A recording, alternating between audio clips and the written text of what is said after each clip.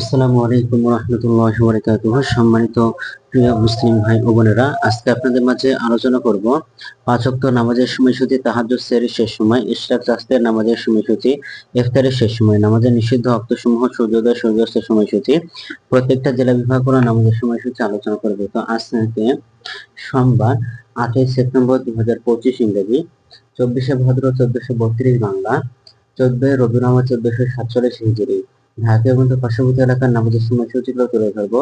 তারপরে অন্যান্য জেলা বিভাগ কোনো নামাজের সময়সূচিগুলো তুলে ধরবো। তো যে যেখান থেকে ভিডিওটা দেখছেন অবশ্যই নিজের জেলাগুলো কমেন্টে জানাবেন।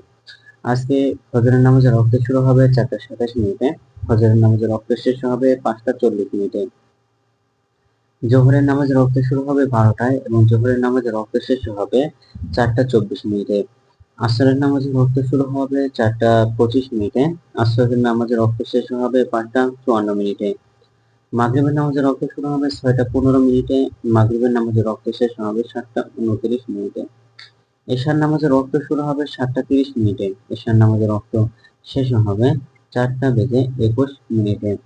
আজকে ঢাকার মধ্যে পার্শ্ববর্তী এলাকার সেহরির শেষ সময় হলো 4টা 21 মিনিটে, ইফতারের সময় সন্ধ্যা 6টা 15 মিনিটে।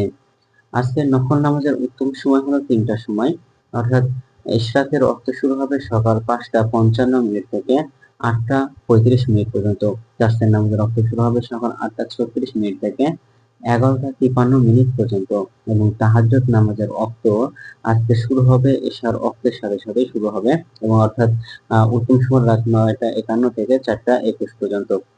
নামাজের নিষিদ্ধ ওয়াক্ত সময় হলো 3টার সময়, সকালে 5টা 41 থেকে 5টা 54 পর্যন্ত, দুপুরে 11টা 54 থেকে 11টা 59 পর্যন্ত, এবং সন্ধ্যায় 5টা 55 মিনিট থেকে 6টা 11 মিনিট পর্যন্ত। এই সময়ের মধ্যে আপনারা কোনো প্রকার নামাজ আদায় করতে পারবেন না।